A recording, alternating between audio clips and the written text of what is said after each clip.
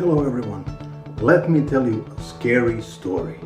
It's a story that involves a monster and then, hold on a second, I'm introducing you. It's a story that introduces a terrifying monster from the internet, and the monster is called Momo.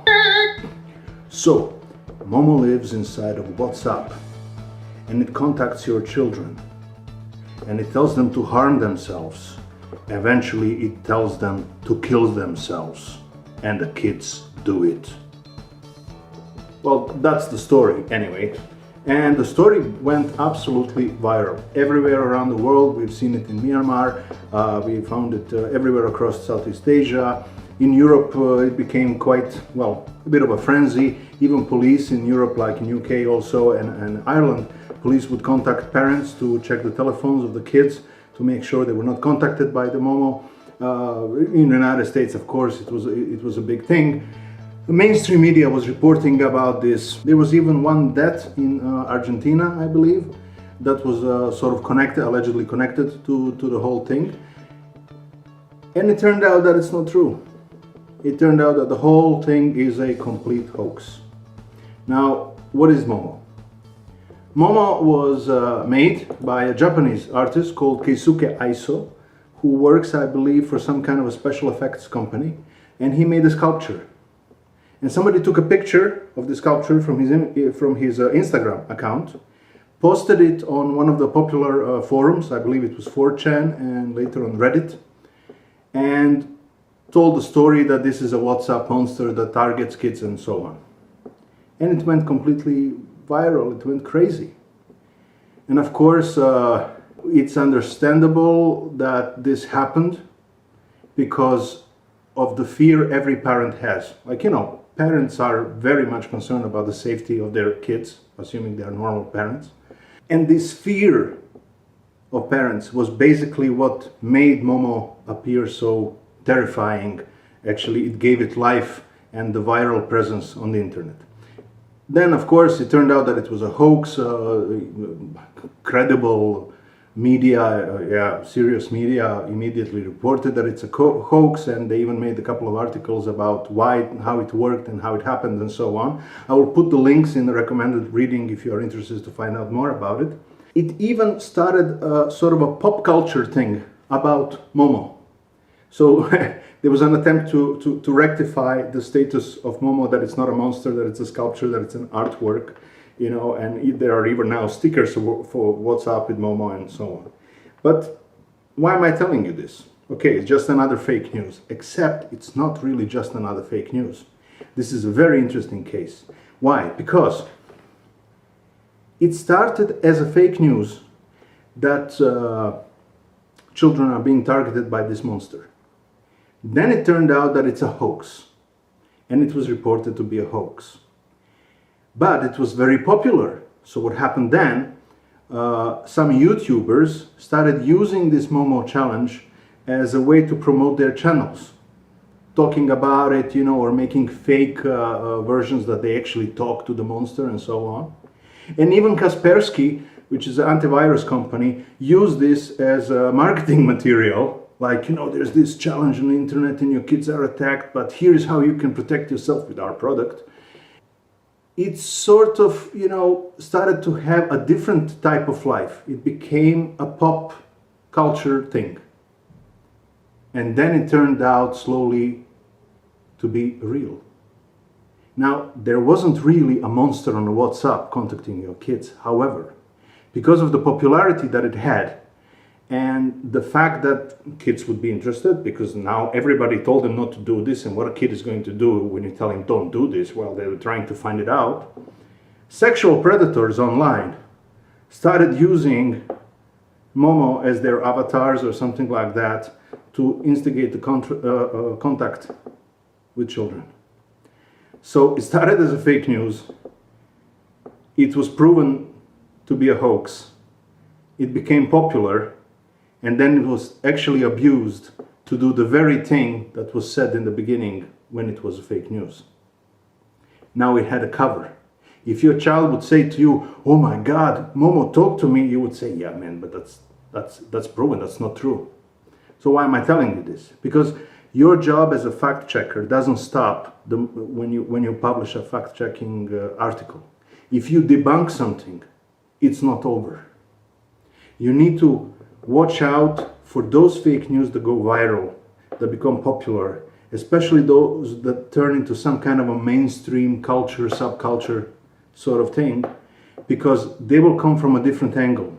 And there are people smart enough to utilize these proven hoaxes to propagate their further ideas under a guise that nobody is going to take them seriously, except they do get taken seriously because children did have contact with Momo.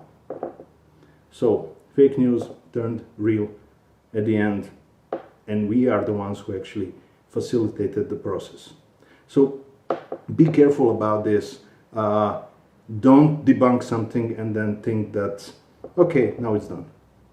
Hey, by the way, do check the other video about how Twitter was used to, well, how fake news on Twitter were used to propagate the idea that there is a new type of white supremacy and it's connected to the hashtag.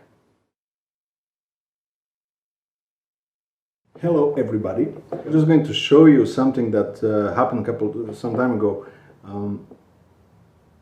There's a forum online which is called 4chan, and it's very popular, and it's been one of the places where all sorts of crazy stuff starts at and then becomes viral around the internet.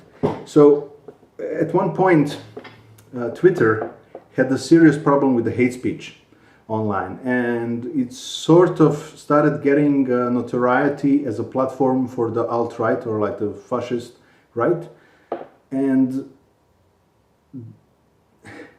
a movement sort of deliberately started on 4chan to criticize Twitter for allowing so much hate speech on its platform. But here's the funny thing.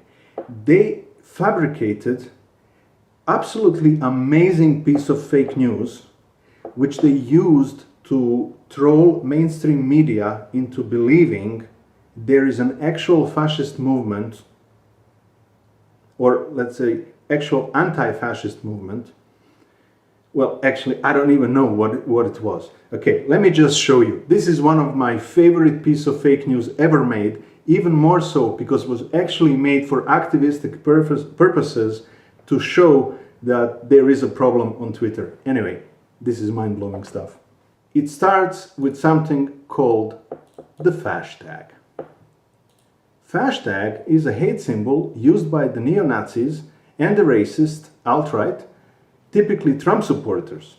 The symbol hashtag actually is made out of two H letters, which stands for Heil Hitler. Example: oh my God, he used the hashtag and that is racist. The campaign was made in such a way that it made it look like something that makes perfect sense. Actually, if you take a look at it, you go like, my God, how did I not see this? I'm going to show you a slide, which is one of my favorite in this. This is a typical example of if you want to see something, you will see something. You will see exactly that thing that you want to see. The two characters could be formed, which symbolizes the Nazi slogan Heil Hitler. The two SS characters could be formed, which symbolizes Schutzstaffel, I believe it's called, from the Nazi regime. Iron Guard symbol, which is a former Romanian fascist movement and political party, consists of 4 Odal runes, which is a common white supremacist symbol used previously by Nazi Waffen-SS divisions. Hashtag itself, the word, is an abbreviation of 3 different words. H stands for Hitler, Ash stands for ashes, and Tag means day in German language. So basically it's a glorification of Auschwitz. And multiple hashtags posted in one continuous line symbolize rail tracks that led to the Auschwitz death camp. How can anybody come up with this is absolutely amazing.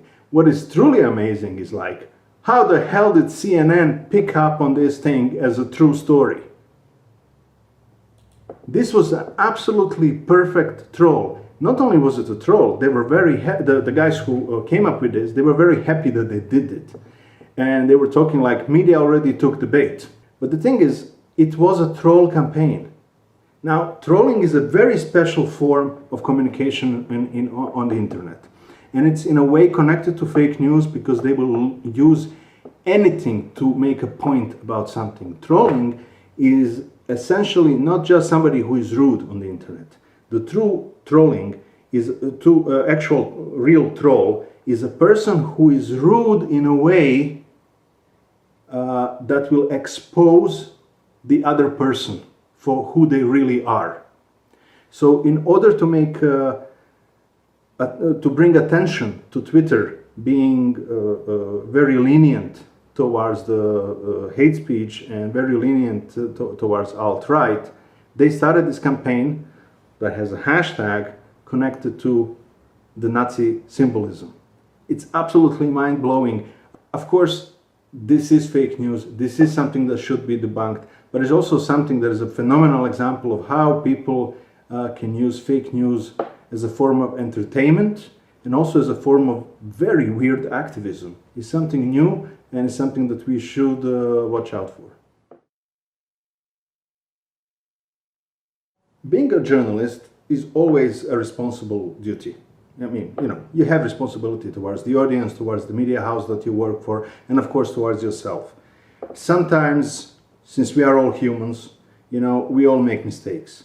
But when you're a fact checker, you really don't have much luxury to make a mistake because they can have some serious consequences. Even if you just, well, I won't say ordinary journalist, but like if you're a journalist who works in a regular media, not in a fact-checking environment, you always have the responsibility about everything that you say and everything that you write, which can be tasking because we're humans, but I'm going to talk about social media and how a tweet can make total chaos.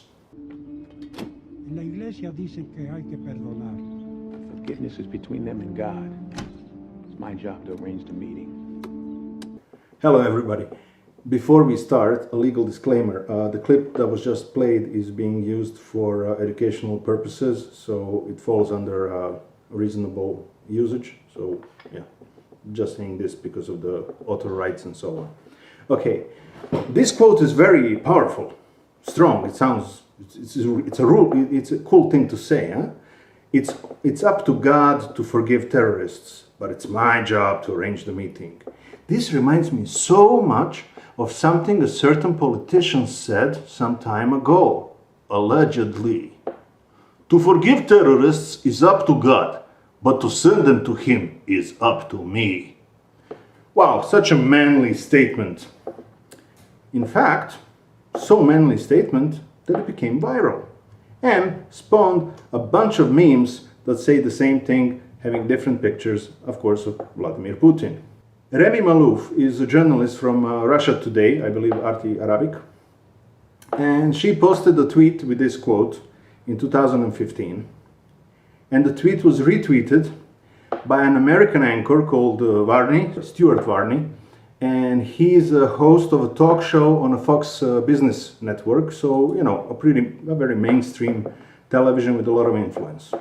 Turned out, of course, that the quote is fake. Well, Putin didn't say that, Desmond Washington said that.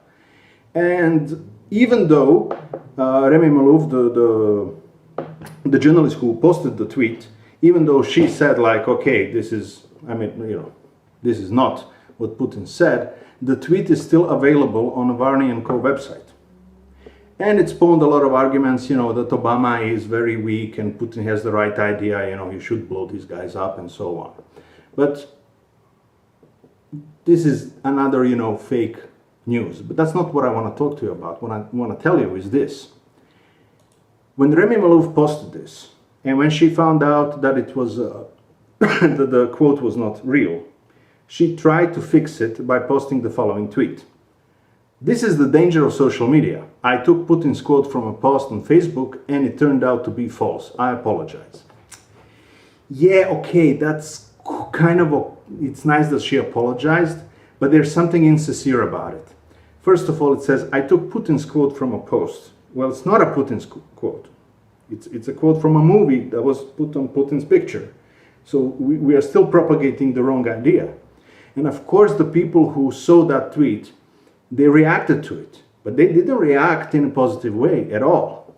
They picked up immediately on what was the first sentence that she said. Now look at the psychology behind this. The last sentence she writes is, I apologize. But the first sentence is, this is the danger of social media. And of course, what are the responses?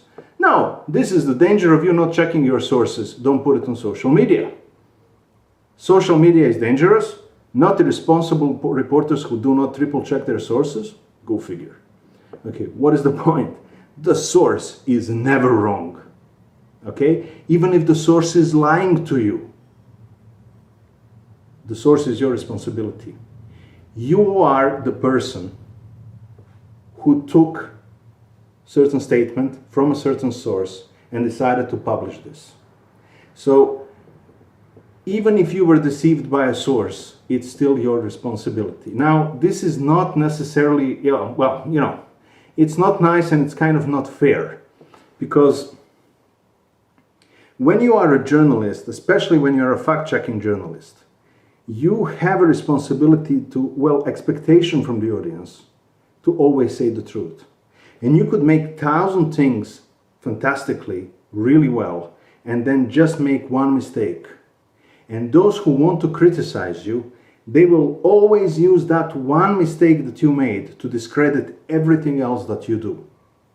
Completely unfair, but this is how it is. This is what happens, you know. For example, I'll give you a reverse psychology thing here.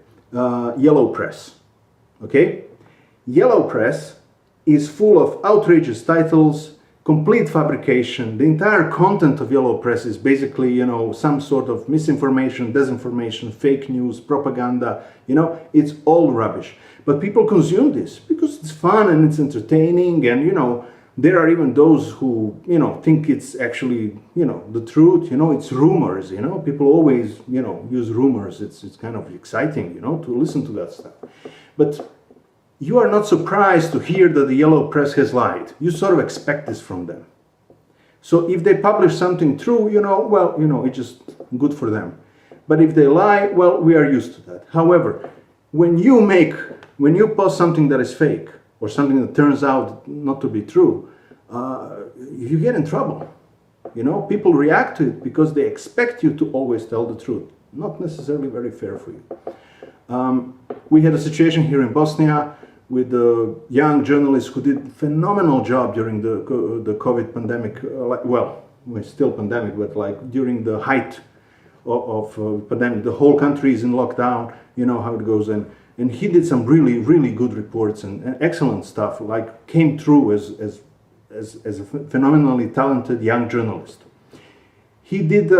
We had some events here in Bosnia that were connected to some fascistic stuff, like actual fascism from Second World War.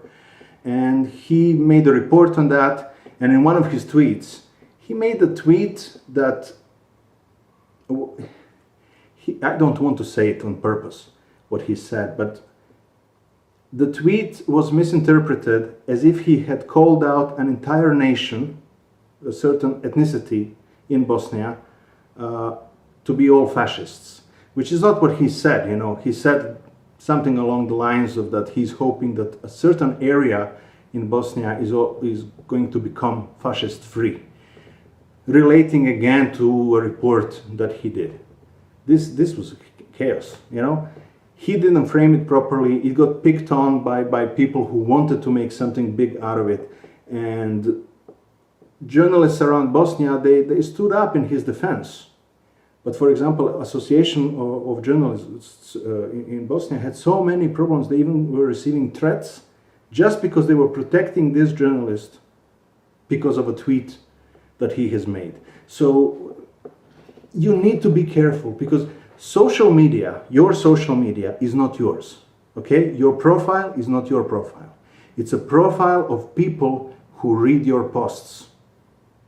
They will take your words, they will twist them, they will share them, they will, retweet them, anything, positively or negatively. So you have to be careful, like, what am I saying? You know, how is this going to be interpreted? How could this be spinned? You have to be ready for that. Especially if you work in a fact-checking world, you're gonna step on some toes, you know? So you need to be very careful, because there's a quote that I like very much, and it says, "Nothing is as far away as 1 minute ago."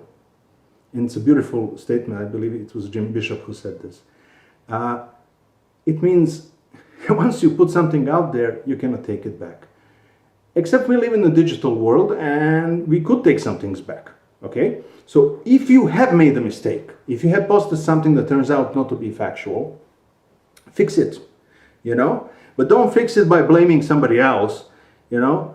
Do it in such a way that shows sincerity on your part to tell the truth. So for example, if it's published online, edit the article with corrected information, but always state that it is corrected. Leave the old info and post the new info. And if you can, try to rectify this old information in such a way that you explain why you didn't have the proper info the first time around. Sometimes there are valid reasons for this. Admit immediately, you know? When you start, say, we made a mistake here, you know, if you can explain why, explain, but it's not so even that much important to explain why you made a mistake. Just say, we made a mistake, here is the true, here are the actual facts about it. Sometimes you didn't do research properly, sometimes you were deceived, you know, it could be so many different things. But the important thing is that you apologize immediately and that you show sincerity to bring forth actual factual truth. Also, don't linger on you making a mistake. I mean, don't spend the next half an hour, you know, saying that how sorry you are and how mistakes are terrible things to make and whatever, you know. Say it and then move towards the solution, refocus on correction, and so on. Never blame a source. Ever, ever, ever, ever, ever. It will destroy your credibility, plus you're going to start losing sources. Because it's never the source's fault. Maybe they didn't know, maybe they tried to deceive you on purpose, it doesn't matter. You are the journalist, you are responsible on checking the data that you receive before you publish the data to the world. Also another thing, it's not just what you say on social media, it's also how you behave. This has a lot to do with your credibility and what we call staying clean. For example, a really nice journalist here in Bosnia works for a TV station. During the Corona times, height of the pandemic, lockdown, you know, he was covering international news. He was talking about how different countries in the region and in Europe and around the world are handling Corona, how many sick people, what methods are being used, and so on. So he was a sort of an authority on what's happening in the world and how Corona is being handled. At that time, it's a lockdown here. It's mandatory to wear a mask and gloves. So he comes in a studio as a guest of another journalist and they start talking. So the host asks him a question and he sits there, wants to answer, but he has a mask on and he takes off the mask to give an answer and he says, "I'm gonna take this off so I don't look like a fool." And that was bad. If he'd have just taken a mask off and given an answer, put it back on, you know, nobody would notice. But he took it off and he said, you know, something along the lines, "I don't want to look like an idiot," you know, which basically sent the message, you know, if you wear a mask, you look like an idiot. And this happened at the time, you know, when the government is trying to make some efforts to get people to wear masks. So, you know, not a bad, you know, not a false news or a false statement, but his behavior basically undermined his position as somebody who should be authority on what measures need to be applied to stay safe from Corona. So be careful about how you conduct yourself on social media and also how you conduct yourself in public, especially if you are a fact-checking journalist, if you are somebody who is trying to bring truth to people. This is very, very important. If you haven't checked yet, check out the other two videos. I believe you will find them a little bit more entertaining than this one. Cheers.